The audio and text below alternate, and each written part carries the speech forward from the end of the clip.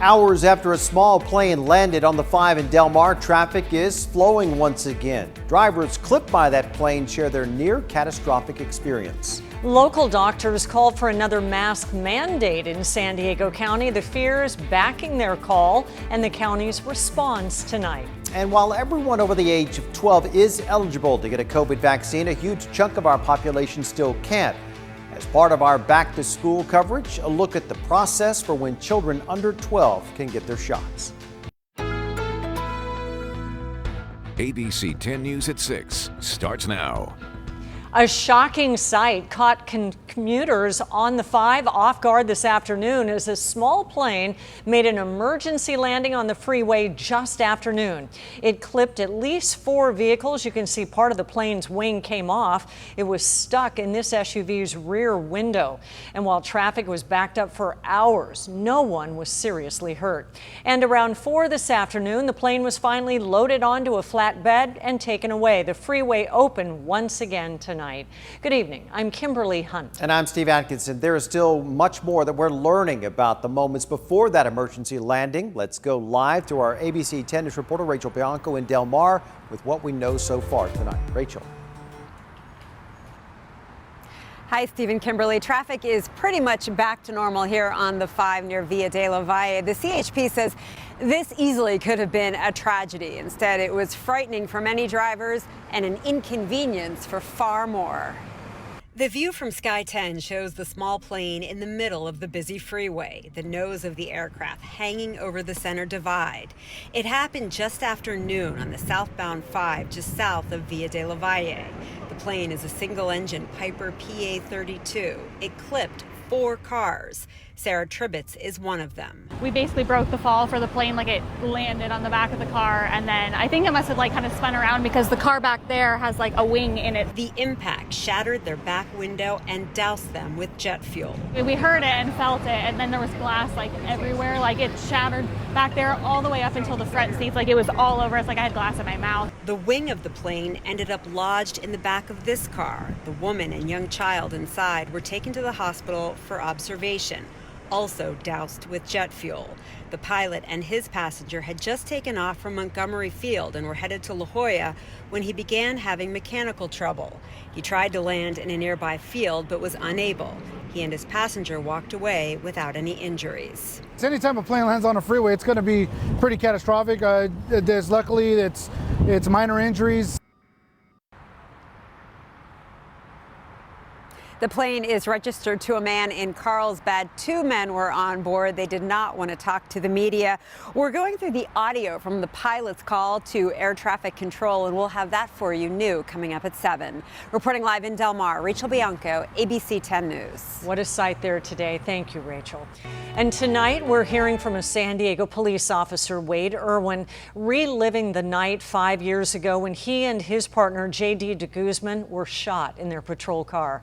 Wade Irwin took the stand this morning, going over everything he remembers from that night in July of 2016.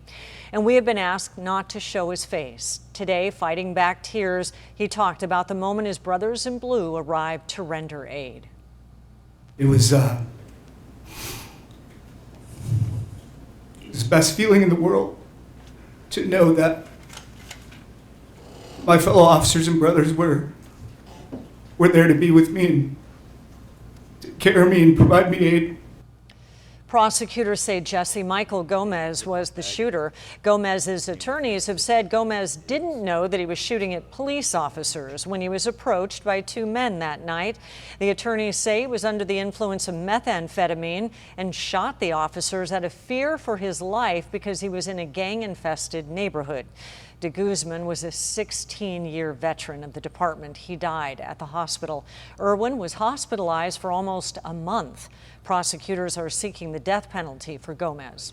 A group of local doctors is urging the county to rethink its stance on masks and vaccines. They sent Dr. Wilma Wooten and other top officials a letter urging them to do what other California counties have done and reinstate an indoor mask mandate. Our ABC 10 News anchor Lindsay Pena spoke to one of the doctors for more insight into this move.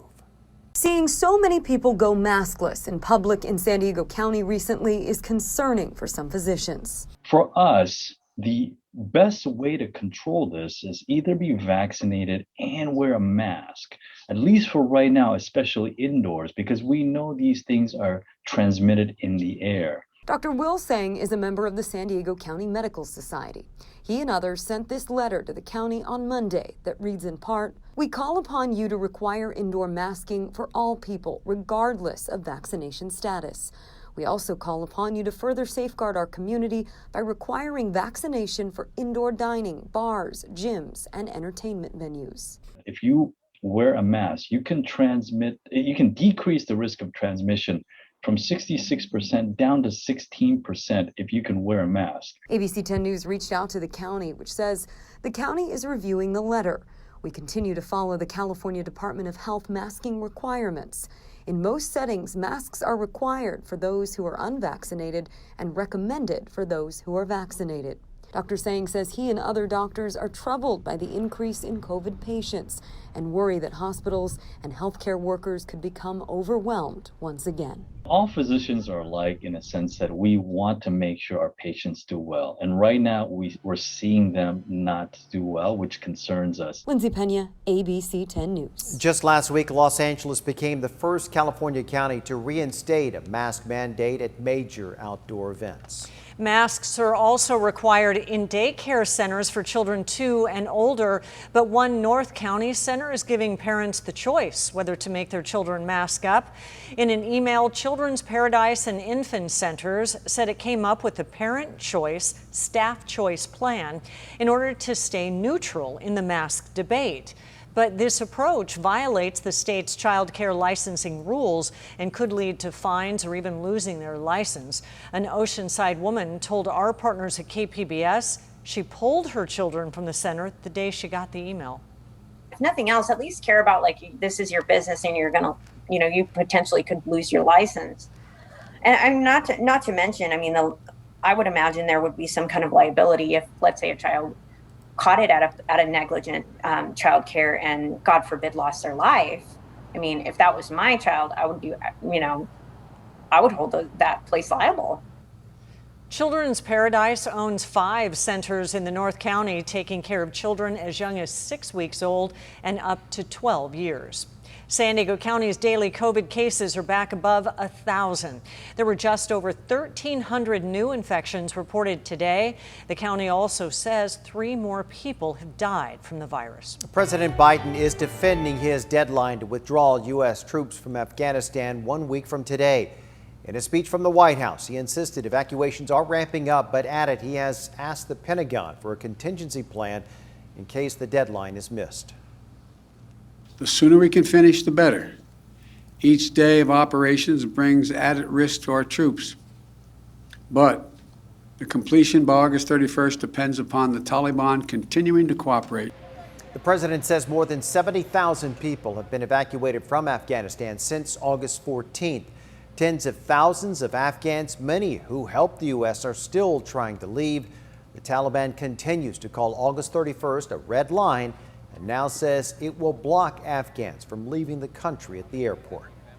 Chula Vista police are now looking for whoever sold fentanyl to a group of teenagers, leading to 2 overdoses, one of them deadly. Police say first, a 16-year-old OD'd on the drug on August 19th, but they were able to give them Narcan in time for them to recover. They say the teenager was with friends at the time and knowingly took the fentanyl.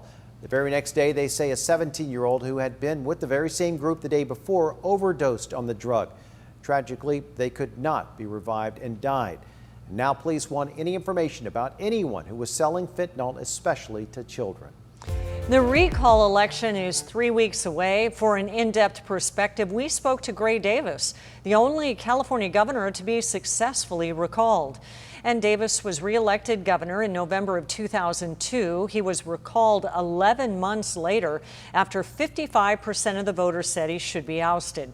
Davis's election was off cycle, just like this one, and he says voter turnout is the key for Newsom this time around.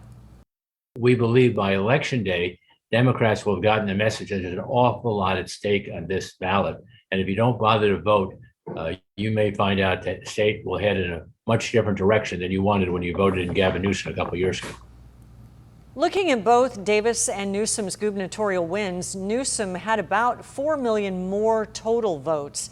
Davis says there are more Democrats in the state now and thinks that that bodes well for Newsom. He also praised the way Newsom has handled the pandemic. That issue has been a top complaint, actually, for his opponents. Pandemic is a problem we haven't seen in 100 years.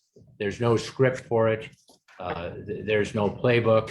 And so even doctors are learning as they go. We didn't know there was a Delta variant 5, 6, 7, 8 months ago, and now it's the leading problem with the coronavirus. But by and large, I think people have been safer in California. Davis says the recall candidates have not been vetted and that voters should allow Newsom to stay in office and decide his fate next year. In next June, not too far off, anyone can run for governor of any party, and then the top two, regardless of their party affiliation, will run off and get elected next November 2022 for 4 years. So let Governor Newsom finish this job. We have more on the recall on our website under the Your Voice, Your Vote tab.